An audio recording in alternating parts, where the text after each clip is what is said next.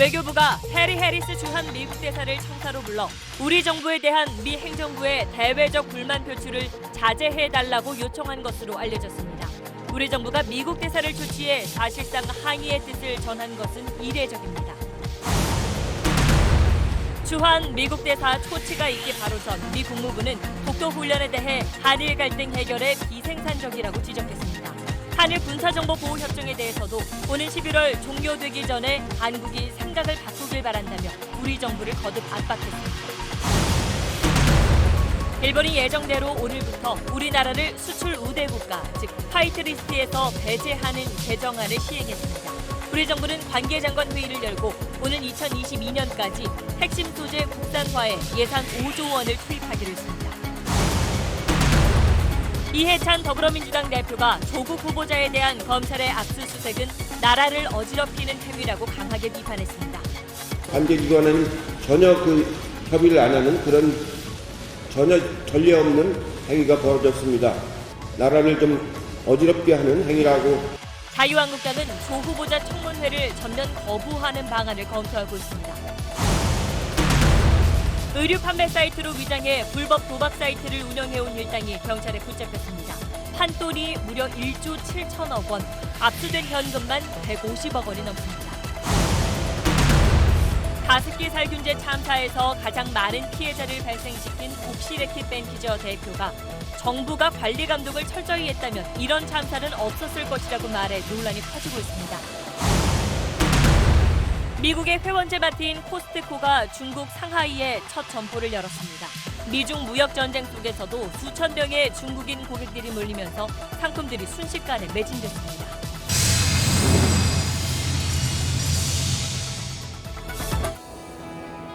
기름 없이 달리는 일상으로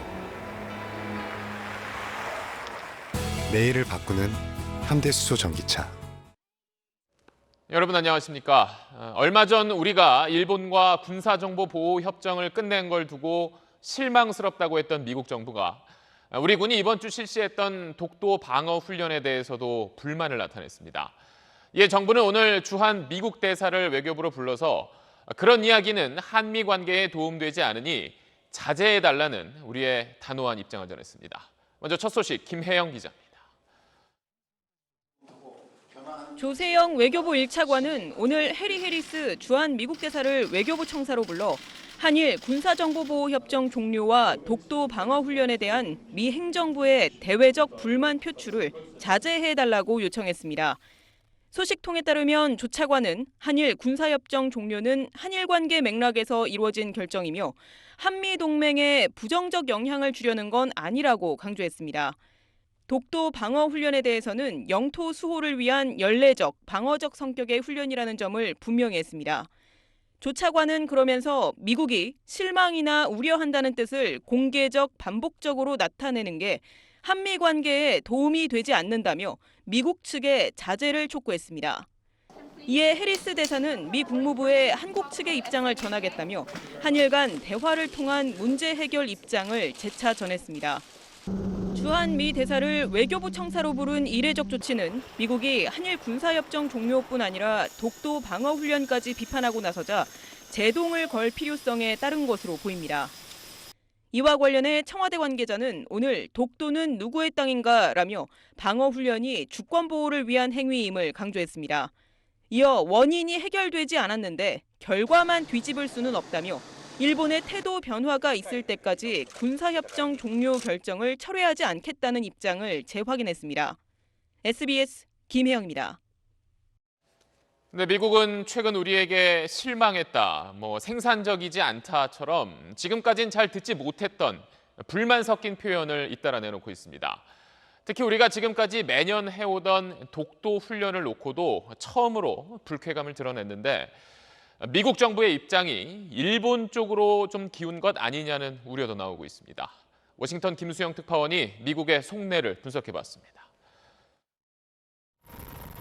미 국무부 관계자는 한국의 독도 방어 훈련에 대해 시기와 메시지, 규모 등을 고려할 때 한일 갈등을 해결하는 데 생산적이지 않다고 말했습니다. 독도 문제에 대해 기계적인 중립을 지켜오던 미국이 독도 훈련에 대해 불쾌감을 드러낸 것은 처음으로 표현 또한 외교적으로 이례적입니다. 한일 군사정보보호협정 종료와 관련해서는 우려와 유감을 나타내는 걸 넘어 결정 번복을 요구했습니다. 미 정부 고위 당국자가 협정이 종료되는 오는 11월 22일까지 한국이 생각을 바꾸기를 바란다고 말했다고 AFP 통신이 전했습니다. 미국을 통한 한일의 군사정보 공유는 효과적이지 않다며 핵실험이나 미사일 발사 같은 위기 상황에는 시간이 가장 중요하다고 강조했습니다. 미국 정부가 이렇게 전례 없이 노골적으로 나오는 건 불편한 심기를 의도적으로 내보이는 거란 해석이 나옵니다.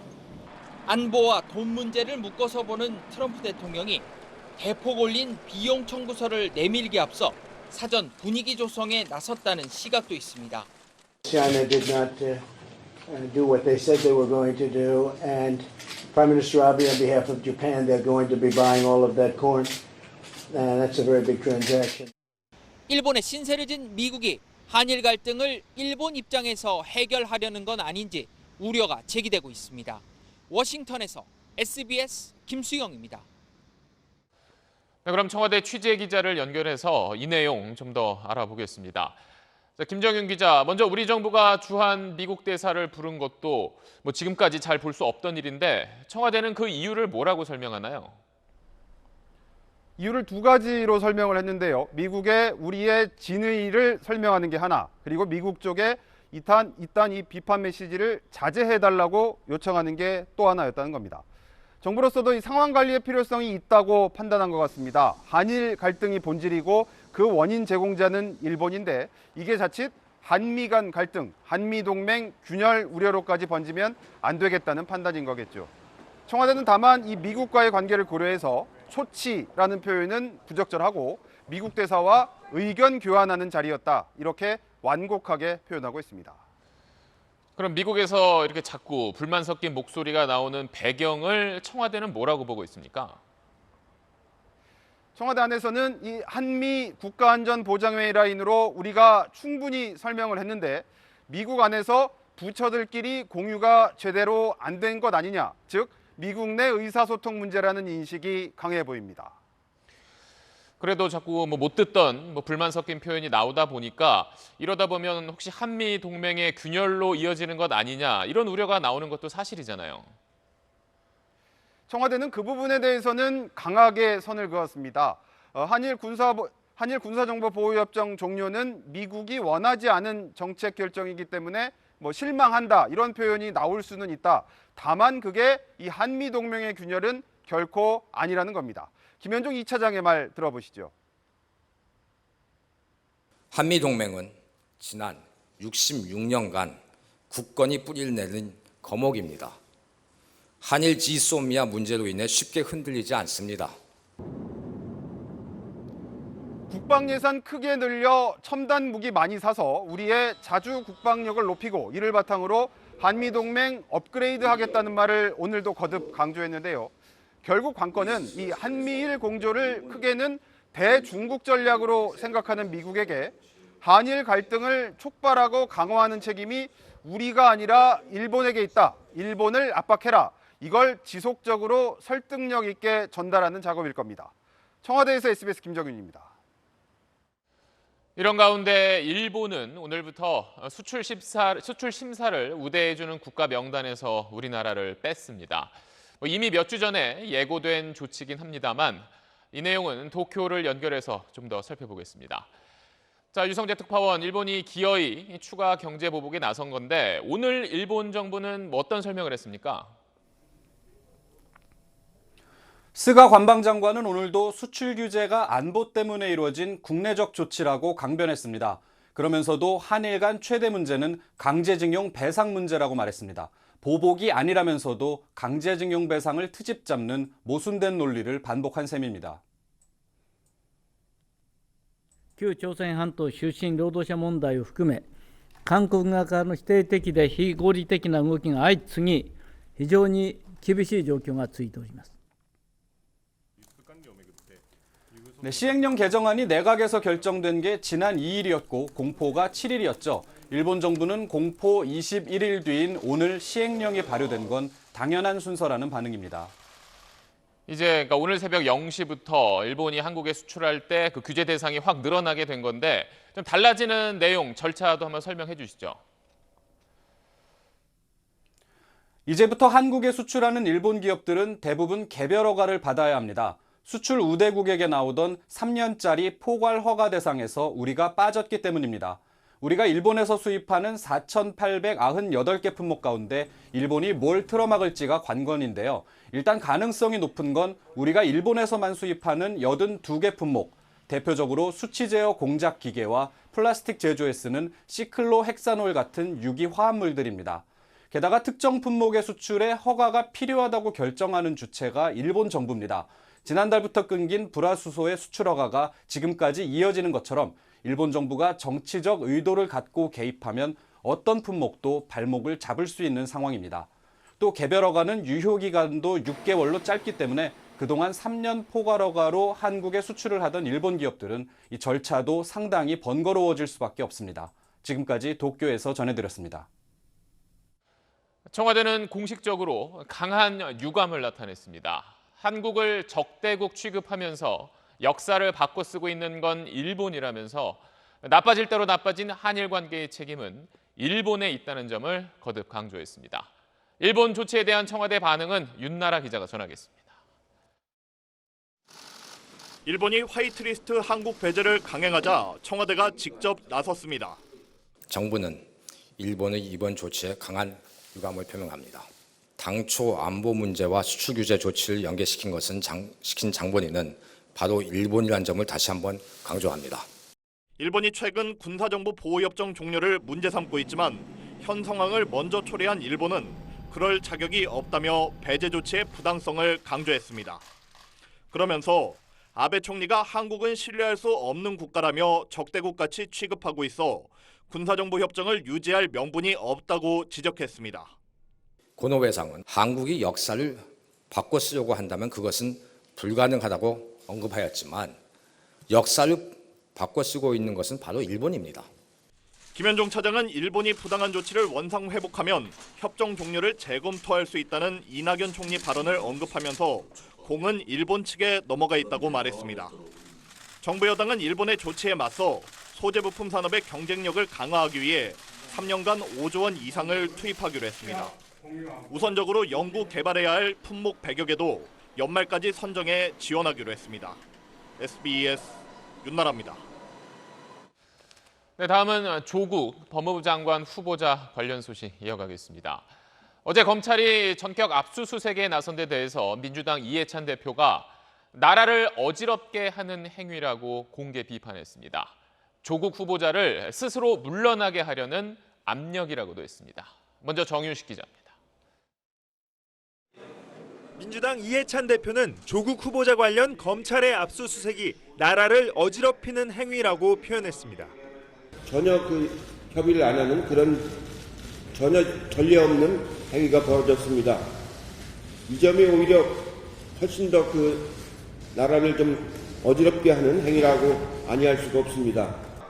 관계기관과 협의를 안 했다는 대목에선 기밀 유지가 생명인 수사 정보를 미리 알렸어야 한다는 뜻으로 읽혀 논란이 일었지만 이 대표의 검찰 공개 비판은 오후에도 이어졌습니다. 검찰이 압수수색한 문건의 내용이 일부 언론에 보도된 부분을 거론하며 피의 사실 유출이란 적폐가 재현됐다. 검찰의 거대한 작전이라고 날을 세웠습니다. 후보가 스스로 사퇴하기를 바라는 압력이라고 생각이 듭니다. 가장 나쁜 검찰의 적폐가 다시 나타나기 시작하는 거라고 볼 수 있는데 청와대도 언론의 입수 경위가 궁금하다며 검찰의 의도적인 유출은 없었는지 의심을 거두지 않았습니다. 검찰에게 수사 정보를 흘리지 말라는 경고, 또 정치에 개입하지 말란 견제로 해석됐지만 검찰 독립을 강조했던 몇 달 전 이해찬 대표 자신의 말과 맞지 않다는 지적이 나옵니다.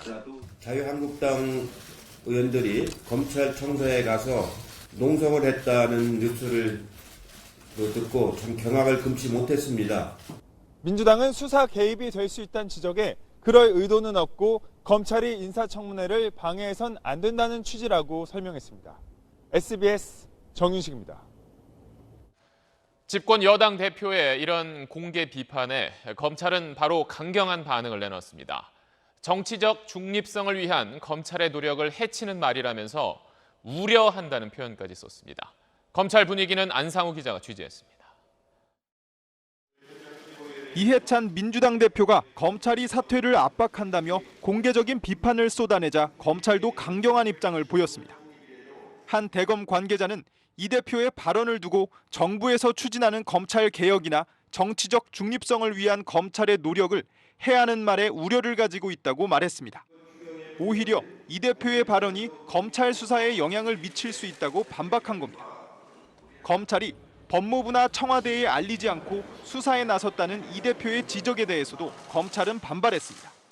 또 다른 대검 관계자는 검찰은 원칙대로 수사를 진행할 것이라면서 조국 법무장관 후보자가 수사 대상이라고 해서 다르게 한다면 과거 검찰 수사의 공정성도 의심받을 것이라고 말했습니다. 피의 사실을 유출한다는 이 대표의 발언에도 검찰은 사실과 다르다는 입장입니다. 한 검찰 관계자는 조 후보자에 대한 혐의 사실은 고발한 사람들에 의해 노출이 된 것이라며 검찰이 피의 사실을 유출한 적이 없다고 반박했습니다. 조국 후보자 수사에 대한 정치권의 날선 발언에 말을 아껴왔던 검찰이 강경한 입장으로 대응하면서 정치권과 검찰이 정면으로 충돌하는 모양새입니다. SBS 안상우입니다. 한국당은 피의자를 청문회에 세울 수 없다면서 조국 후보자 청문회를 아예 거부하는 방안도 검토하고 있는데 역풍이 불 걸 우려해서 최종 결정은 일단 유보한 상태입니다. 또 정의당은 내부 경론 속에 우선 청문회를 보고 판단하겠다는 공식 입장을 유지했습니다. 정치권 움직임은 이호건 기자가 정리했습니다. 경기 용인에서 열린 한국당 국회의원 연찬회. 검찰이 전격 수사에 착수한 만큼 조국 후보자 청문회를 아예 보이콧하자는 주장이 제기됐습니다. 역사상 피의자인 후보자를 인사청문회에 올린 적이 없었습니다. 이대로 청문회를 하면 수사 중인 사안이라며 답변을 피하거나 해명만 듣게 돼 조 후보자에게 소명판만 깔아준다는 겁니다. 반면 청문회 구도가 야당에 유리하고 여야 합의를 번복해 청문회를 보이콧하는 건 여론 역풍도 우려된다는 반론에 최종 결론은 보류했습니다. 반드시 앉아서는 안 될 사람이 법무부 장관 자리에 앉지 않도록 못하도록 그렇게 우리가 반드시 막아내도록 힘을 모아 주시기를 바랍니다. 바른미래당도 조 후보자 임명 철회를 촉구하는 가운데 조국 임명 철회하라! 정의당은 청문회 보고 판단하겠다는 공식 입장을 일단 유지했습니다. 검찰 수사받는 법무장관 임명은 안 된다. 검찰이 개혁 방해 차원에서 수사에 나섰다. 내부 경론 중인데 조 후보자에 대한 부정적인 기류가 커지고 있다는 게 정의당 관계자들 설명입니다. 청문회 증인, 참고인 채택을 위한 협상은 오늘도 이어졌지만 조 후보자 가족을 부르자는 한국당과 절대 불가라는 민주당의 대립으로 합의에 이르지 못했습니다. SBS 이호건입니다. 이번엔 검찰 수사 상황 짚어보겠습니다. 검찰이 조국 후보자의 동생을 비롯해서 가족 일부를 출국 금지한 걸로 알려졌습니다. 조국 후보자는 청문회 하기 전에 수사가 시작돼서 당황스럽지만 검찰 수사에 성실히 응하겠다고 답했습니다. 박원경 기자입니다. 조국 후보자의 동생 조모 씨는 모친이 이사장으로 있는 학교법인 웅동학원 교사 채용 대가로 2억 원을 받았다는 의혹으로 검찰에 고발됐습니다. 조 씨는 또 과거 웅동학원을 상대로 한 공사비 대금 소송에서 학원 측이 변론을 하지 않고 고의로 패소했다는 이른바 위장 소송 의혹에도 연루돼 있습니다. 때문에 검찰은 조 씨를 포함한 후보자 가족 일부를 출국 금지한 걸로 알려졌습니다. 다만 조 후보자의 배우자와 모친은 출국 금지 대상에 포함되지 않은 걸로 전해졌습니다. 어제 고려대와 서울대, 부산대 등 20여 곳을 압수수색한 검찰은 압수물 분석에 들어가고 있습니다. 검찰은 또 후보자 가족 돈만으로 출자돼 가족 펀드 의혹이 제기된 사모펀드 운영업체의 계좌 추적도 벌이고 있는 것으로 전해졌습니다. 오늘 평소보다 조금 늦게 청문회 준비단에 출근한 조국 후보자는 어제 검찰의 압수수색에 불편한 감정을 내비쳤습니다. 인사청문회를 앞두고 검찰 수사가 개시되어서 좀 당황스럽습니다. 그렇지만 저희 가족들은 검찰 수사에 성실히 응할 것입니다. 조 후보자는 제기된 의혹에 대해 국회 청문회에서 소명하겠다며 자진 사퇴 가능성은 일축했습니다. SBS 박원경입니다. 어제 검찰이 압수수색했던 장소를 보면 현재 검찰의 수사 방향은 조국 후보자 딸의 장학금과 논문 관련 의혹, 또 가족이 운영했던 학교 법인, 그리고 가족이 투자한 사모펀드, 이렇게 크게 세 갈래로 볼 수가 있습니다. 검찰은 이 가운데 가족 펀드라는 의혹이 불거진 사모펀드가 이번 수사의 핵심이 될 수 있다고 보고 있습니다. 그 이유를 임찬종 기자가 짚어봤습니다. 지난 23일 주광덕 의원은 조국 후보자 관련 사모펀드의 출자자 전원이 조 후보자의 친인척 등으로 밝혀졌다며 가족 펀드 의혹을 제기했습니다. 펀드 총 출자금 14억 원 가운데 부인과 자녀가 낸 돈 10억 5천만 원뿐만 아니라 나머지도 조 후보자 처남과 그 아들들이 낸 것이라고 주장했습니다. 조 후보자 측은 이에 대해 청문회에서 이야기하겠다는 입장입니다. 또 조국 후보자의 오촌 조카가 사모펀드 운용회사의 총괄 대표 명함을 사용한 것으로 드러나면서 오촌 조카가 펀드의 실질적 운용자였다는 의혹도 불거졌습니다. 조 후보자 측은 오촌 조카가 한 MOU 체결에 관여했을 뿐이라고 해명했지만 펀드 운용에 관여한 정황이 잇따라 나오고 있습니다. 이에 따라 검찰 수사는 펀드 출자금의 출처와 조 후보자 친인척의 펀드 운용 개입 여부를 확인하는 데 우선 초점을 맞출 전망입니다. 조 후보자는 투자할 곳을 미리 알 수 없는 펀드에 투자한 것일 뿐 운용에 개입하지 않아 합법적이라고 주장하지만 만약 검찰 수사에서 출자금 전부가 조 후보자 가족의 것이고 조 후보자 측이 운용에도 개입한 것으로 드러나면 그 자체로 자본시장법 위반인데다 사모펀드를 둘러싼 각종 불법 의혹에서 조 후보자가 책임을 피하기 어렵습니다. 다만 펀드 관련자 상당수가 해외에 나가 있는 상태라 검찰이 입국을 요구하고 있는 것으로 알려졌습니다. SBS 임찬종입니다. 자, 방금 들으셨던 조국 후보자 가족의 돈이 들어간 사모펀드는 1년 매출이 30억 원인 한 업체에 투자를 했습니다. 검찰이 어제 그 업체도 압수수색을 했는데 회사의 자금 흐름도 유심히 들여다보고 있습니다. 그 배경을 정경윤 기자가 설명해드립니다. 가로등 자동 전멸기를 만드는 이 업체는 2017년 8월 조국 후보자 가족의 사모펀드인 블루펀드에 투자를 받았습니다. 이 업체가 투자를 받은 이후 최근까지 맡은 관급 공사는 177건. 공사 납품 대금은 투자 이전에는 9억 2천만 원이었지만 투자를 받은 이후인 2018년에는 17억 3천만 원으로 크게 늘었습니다. 매출이 늘어난 시기가 펀드 투자를 받은 뒤인데다가 조 후보자가 민정수석을 지내던 때와 겹치면서 의혹이 제기됐습니다. 조 후보자는 물론 해당 업체도 즉각 반박했습니다. 조국이라는 분은 저희가 일면식도 없고 그런 분들이 저희한테 투자할 일도 없고 회사가 굉장히 어려움을 많이 겪고 있고 저 자체만도 지금 계속 몸이 말이 아닙니다. 하지만 검찰은 펀드 운용사와 함께 이 업체도 압수수색했습니다. 조 후보자 가족 펀드가 이 업체에 투자한 뒤 회사가 1년 내 상환을 전제로 돈을 내주는 단기 대여금이 2천만 원에서 10억 5천만 원으로 크게 늘었다는 점에 주목해 이 돈이 어디로 빠져나갔는지 들여다보고 있습니다. 검찰은 또 비슷한 시기 같은 운용사가 투자한 2차 전지 제조업체도 수사 대상에 올려놓고 제기된 의혹을 확인할 계획입니다. SBS 정경윤입니다. 네, 대학가에서 조국 후보자 사퇴를 촉구하는 목소리가 이어지는 가운데 지금 후보자의 모교인 서울대에서는 2차 촛불 집회가 열리고 있습니다. 오늘은 닷새전과 달리 총학생회가 집회를 주도하고 있는데 현장에 취재기자 연결합니다. 정성진 기자, 촛불을 든 사람들이 보이는데 참가자들이 어느 정도 모여 있는 건가요? 누군가는 조국 후보자를 비판할 생각. 네, 오늘 집회는 조금 전 8시부터 시작됐습니다. 네, 참가자들은 지금 조국 스탑 등 내용의 손팻말과 촛불을 들고 조 후보자의 사퇴를 촉구하고 있습니다. 현재까지 재학생과 졸업생 한 500명 정도가 참여한 걸로 나오는데 개인 자격으로 열린 지난 23일 1차 집회 500명과 비슷한 수준입니다. 이들이 내건 키워드는 분노입니다. 그동안 앞장서 공정과 정의를 외쳐온 조 후보자가 딸에게 제기된 여러 의혹에 대해 법적인 문제가 없다고 말하는 것에 배신감과 분노를 느낀다고 강조했습니다. 집회를 앞두고 서울대 총학생회장의 과거 이력을 문제 삼는 글들이 퍼져 논란이 있는가 하면 일부 학생들이 학내 게시판에 촛불 집회에 대한 반대 의견을 올리기도 했는데요.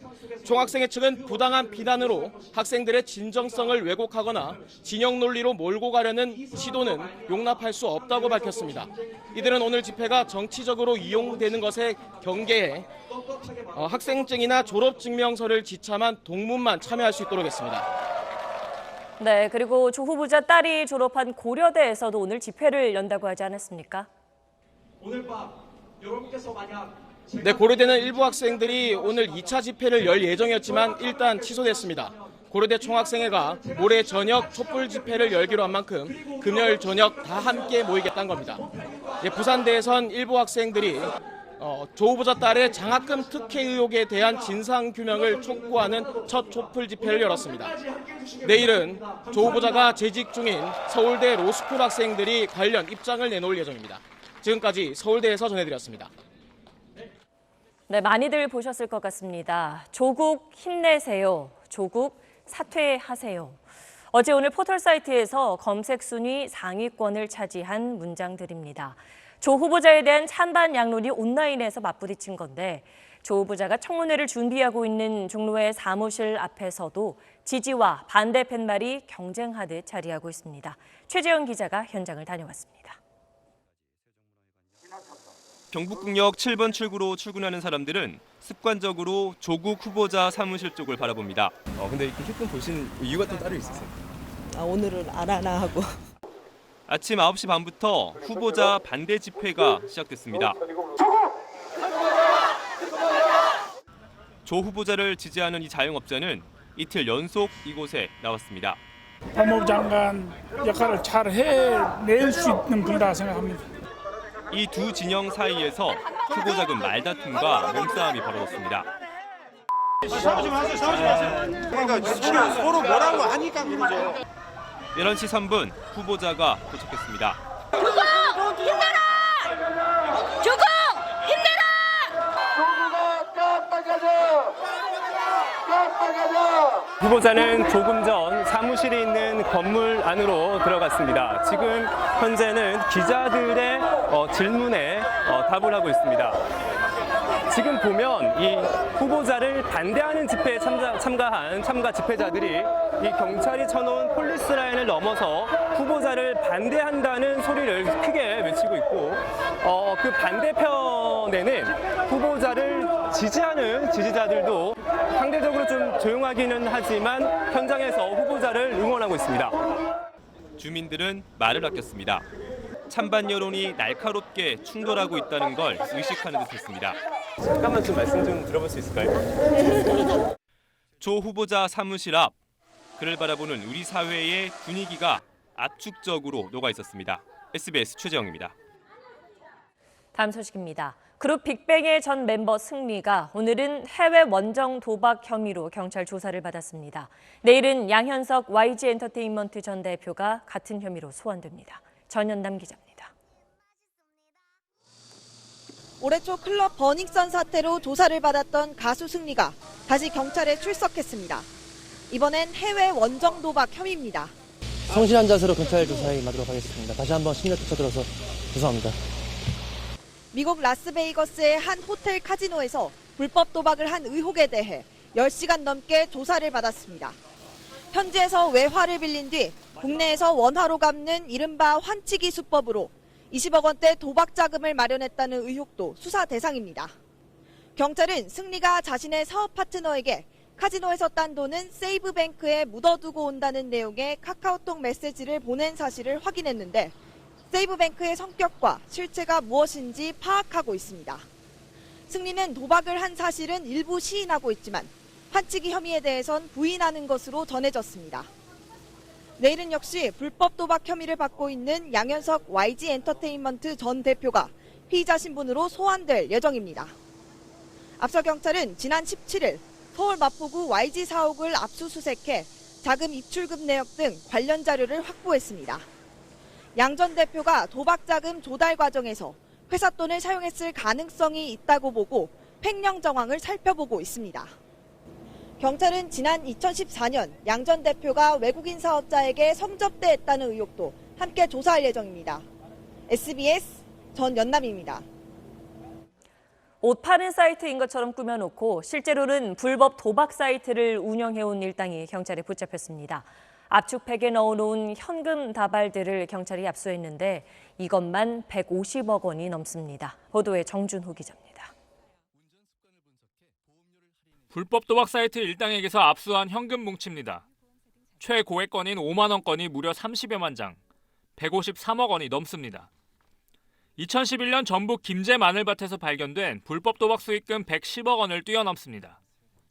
도박 사이트 일당은 현금을 쉽게 보관하기 위해 이렇게 압축팩에 담은 뒤 은신처의 장롱과 금고 등에 보관해왔습니다. 경찰은 2017년부터 2년여 동안 불법 도박 사이트를 운영해 1,000억 원을 챙긴 혐의로 12명을 검거해 운영 총책 등 7명을 구속했습니다. 베트남 등 외국에 서버를 두고 의류 판매나 통신사 사이트로 위장해 경찰 추적을 피했습니다. 옷 파는 사이트처럼 꾸며놓고 로그인하면 불법 카드게임 사이트로 바뀌는 방식입니다. PC방을 통해 회원 수천 명을 모집했습니다. 무제한 베팅 방식으로 경찰 추산 판돈 규모가 1조 7천억 원에 달합니다. 압수한 현금은 일단 계좌에 보관한 뒤 절차를 거쳐 국고로 환수됩니다. 저도 이렇게 많은 현금을 처음으로 보는 것 같아요. 오늘 밤새 현금 세야 될 것 같아요. 부당 이득금으로 부동산이나 여타 다른 재물을 취득한 게 있는지 계속 확인할 예정입니다. 경찰은 해외로 달아난 서버 운영자를 쫓고 있습니다. SBS 정준호입니다. 아들의 여자친구를 불러놓고 강제로 마약을 주사했던 50대 남성이 도주 12일 만에 경찰에 붙잡혔습니다. 도망 다니면서도 마약류에 손을 댔던 걸로 드러났습니다. 유수환 기자입니다. 자신의 아들과 3년간 교제해온 20대 예비 며느리를 펜션으로 유인해 필로폰을 강제 투약한 56살 김모 씨. 피해자가 신고한 지 8분 만에 경찰이 현장에 도착했지만 그 전에 달아났습니다. 도피 행각은 치밀했습니다. 펜션에서 타고 나온 렌터카는 경찰 추적을 피해 15분 정도 떨어진 야산 근처에 버렸습니다. 또 위치를 추적당하지 않도록 휴대전화 전원을 꺼놓고 피해 다녔습니다. 경찰은 김 씨의 거주지에서 잠복 수사를 벌였지만 소득은 없었습니다. 결정적 단서는 김 씨 아내의 승용차에서 나왔습니다. 범죄 차량으로 등재한 아내 차량에 김 씨가 타고 있다는 정황이 포착된 겁니다.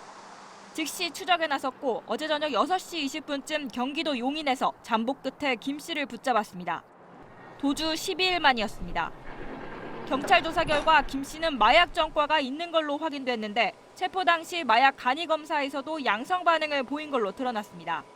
도망 다니면서도 마약을 투약한 겁니다. 경찰은 아들 여자친구에게 마약을 주사한 이유가 뭔지, 피해자 진술처럼 성폭행 의도가 있었던 건지 추궁하고 있습니다. 하지만 김 씨는 마약 투약 이후엔 횡설수설하면서도 성폭행 의사는 없었다고 주장한 걸로 알려졌습니다. SBS 유수환입니다. 지난 주말 부산에서 식당을 운영하는 부부가 흉기에 찔려 숨진 채 발견됐습니다. 닷새 만에 피의자가 붙잡혔는데 숨진 아내의 제부였습니다. KNN 정기형 기자입니다. 지난 24일 한 남자가 식당에서 빠져나옵니다. 자신의 동서와 처형을 살해한 56살 A씨입니다. A씨는 피해자의 차를 타고 바로 달아났습니다. A씨는 부산 송정동의 한 모텔에서 경찰에 붙잡혔습니다. 범행 닷새 만입니다. 살해까지 하신 이유가 있습니까? A씨는 사건 직후 경북 경주와 강원도 강릉 등을 돌며 달아난 것으로 드러났습니다. 차는 경주에 버려두고 대중교통으로 다니다 다시 부산으로 돌아왔습니다. 미리 인출한 현금만 사용하며 추적을 피했습니다. 붙잡힌 A씨는 살해 사실을 시인했습니다. 경찰은 A씨를 상대로 범행 동기를 수사하고 있습니다. 모두 죽이고 싶었다. 모두 죽이고 싶었다고만 진술하고 있습니다. 그래서 모두 죽이고 싶었다고만 진술하는 걸로 보아 원한에 의한 살인으로 추정하고 있습니다. 경찰은 구체적인 범행 경위와 도주 행적에 대해 계속 파악하고 있습니다. 경찰은 1차 조사가 마치는 대로 구속영장을 신청할 방침입니다. KNN 정기영입니다. 다음 소식입니다. 박근혜 전 대통령과 최순실 씨 그리고 이재용 삼성 부회장이 연루된 국정농단 사건에 대한 대법원 선고가 내일 오후 2시에 내려집니다. 검찰 수사가 시작된 지 2년 10개월 만에 나오는 법원의 최종 판단입니다. 대법원은 국민적 관심이 크다는 점을 고려해서 내일 선고 장면을 생중계하기로 했습니다. 2심에서 박근혜 전 대통령은 징역 25년, 또 최 씨에겐 징역 20년이 선고된 반면 이재용 부회장은 집행유예로 감형돼서 풀려났습니다. 최순실 씨의 딸 정유라 씨가 탔다는 말 3마리를 대법원이 어떻게 받느냐에 따라서 내일 이 3사람의 운명은 또 달라질 수 있습니다. 판결의 쟁점을 김기태 기자가 자세히 설명해 드립니다. 내일 재판의 핵심 쟁점은 삼성이 최순실 씨의 딸 정유라 씨에게 사준 말 3마리의 구입액 34억 원이 뇌물이냐는 겁니다. 박근혜 전 대통령과 최 씨, 이재용 삼성전자 부회장의 1심 재판부와 박 전 대통령, 최 씨의 2심 재판부는 이걸 뇌물로 봤습니다. 하지만 이 부회장의 2심 재판부는 형식적으로라도 말의 소유권이 삼성에 있었다는 이유로 뇌물에서 제외했습니다. 삼성그룹의 경영권 승계라는 현안이 존재했는지도 주요 쟁점 가운데 하나입니다. 경영권 승계를 도와달라는 부정한 청탁을 대가로 동계스포츠 영재센터에 16억 원을 지원했다는 뇌물 혐의에 대해서도 이 부회장의 2심 재판부는 1심과 달리 무죄로 봤습니다. 경영권 승계라는 현안이 존재하지 않았기 때문에 부정한 청탁도 없었다는 겁니다. 그 결과 이 부회장의 뇌물액이 86억 원에서 36억 원으로 대폭 줄면서 집행유예가 선고됐습니다. 하지만 박 전 대통령 2심에선 승계 현안의 존재와 청탁 모두 인정됐습니다.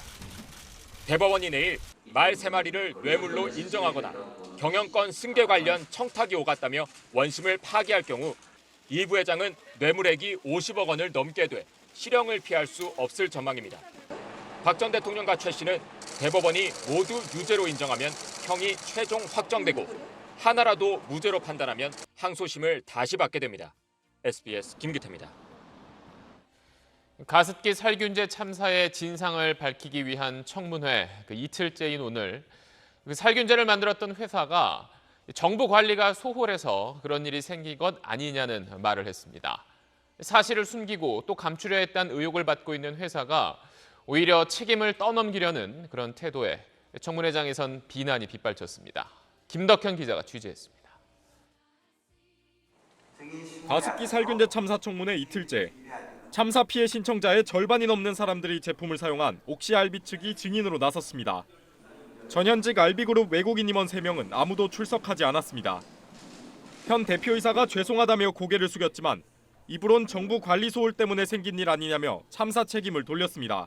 정부 기관에서 보다 안전한 기준을 만들고 관리 감독을 철저히 했더라면 과연 오늘날과 같은 이러한 참사가 일어날 수 있었을지.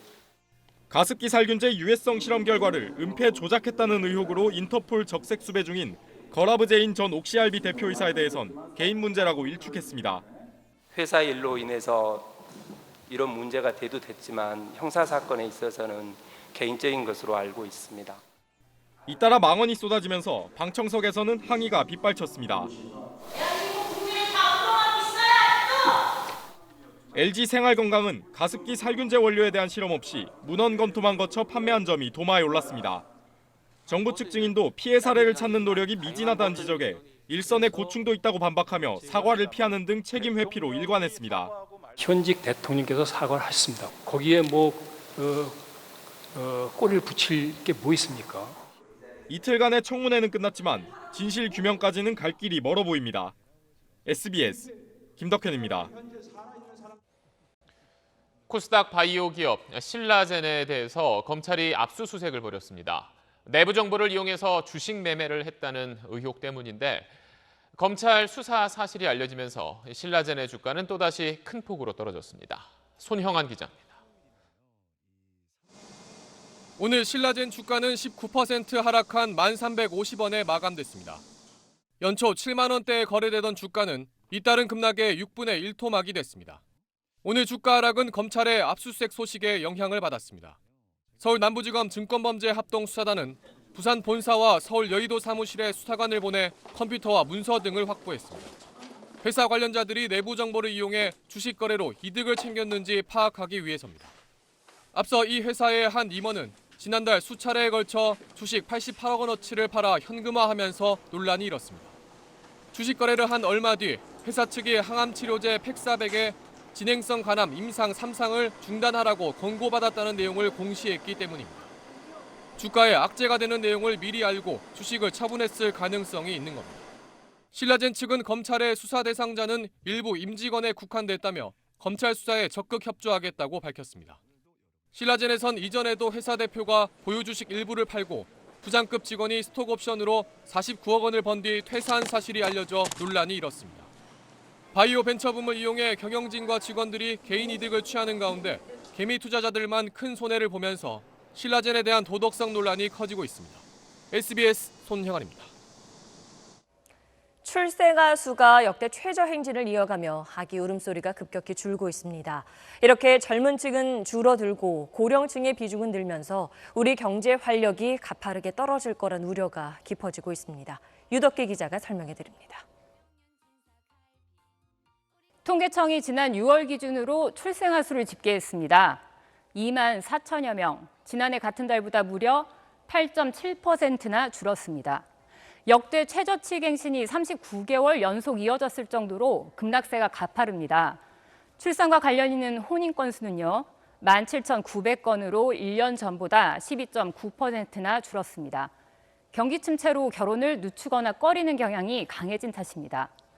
결혼을 한 뒤에도 허리가 휠 정도의 양육비, 교육비, 주거비 부담은 출산을 가로막습니다. 인구를 지금 수준으로 유지하려면 합계 출산율이란 걸 2.1명 유지해야 하는데요. 우리는 0.94명에 그칩니다. 젊은 층은 줄고 고령층은 급증하고 조만간 인구 감소까지 나타나게 되는 겁니다. 이렇게 되면 생산과 소비가 줄면서 경제는 활력을 잃고 복지비 부담은 급등하게 됩니다. 지난 2017년만 해도 생산 연령 인구 100명이 부양해야 할 유소년이나 고령 인구가 36.7명이었는데요. 오는 2047년엔 90.9명으로 3배 가깝게 치솟을 전망입니다. SBS 유덕기입니다. 미국의 유명 회원제 창고형 마트 코스트코가 중국에 첫 매장을 열었습니다. 수천 명이 몰려 북새통을 이뤘는데 미국과 중국이 무역 전쟁 중이라는 말이 무색할 정도였습니다. 베이징 정성엽 특파원입니다. 미국의 창고형 마트 코스트코 상하이점이 영업을 시작하기도 전에 중국인들이 길게 줄을 섰습니다. 셔터 문이 올라가기 시작하자 그 잠시를 참지 못한 고객들이 매장 안으로 기어서 들어갑니다. 보안 요원들이 매장 입구를 막아섰지만 아랑곳하지 않고 밀고 들어옵니다. 수천 명이 몰린 매장 곳곳에선 상품을 먼저 잡으려는 몸싸움이 벌어지고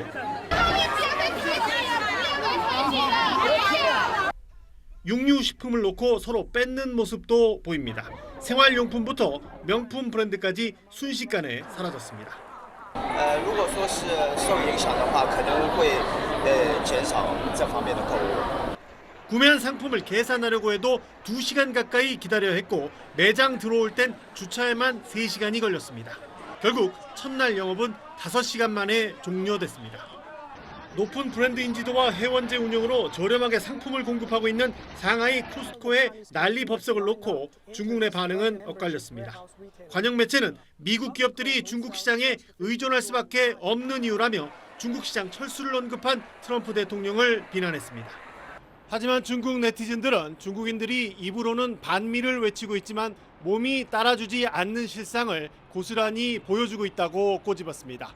베이징에서 SBS 정성엽입니다. 후쿠시마 원전 사태 이후 일본산 농수산물 안전성에 대해 걱정이 많죠. 그런데도 일본산 가리비 수입은 크게 늘어서 국내 양식업계가 큰 타격을 받고 있습니다. 너무 싸게 수출해서 제대로 경쟁도 해볼 수 없다는데 G1 김도환 기자가 취재했습니다. 양양 동산항 앞바다에서 막 건져 들어온 양식 가리비입니다. 씨알부터 맛, 안전성까지 최상품이지만 요즘 제값받기가 어렵습니다. 일본산 가리비의 저가 공세 때문입니다. 동해산의 생산 원가 마지노선은 킬로그램에 11,000원인데 일본산은 그것보다 절반도 안 되는 값에 들어오는 경우도 있습니다. 품질을 떠나 가격 경쟁이 되질 않습니다. 업계에선 후쿠시마 원전 사태 이후 자국 내 소비가 어려워진 일본이 저가 수출로 돌아섰기 때문으로 보고 있습니다.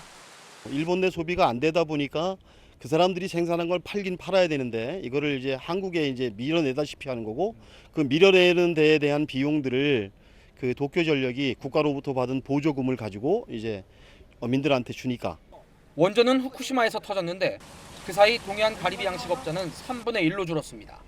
가리비 안 되는 게 다 팔로가 안 되니까요. 네. 포기하시는 건가요? 그렇죠. 가리비 키워도 팔아먹지도 못하는데 뭐, 그러니까 일본산이 들어와서 일본산이 한 몇천 톤씩 들어오니까. 지난해 일본산 가리비는 6,250톤이 수입됐습니다. 원전 사고 전인 2010년 1,687톤의 4배 수준입니다.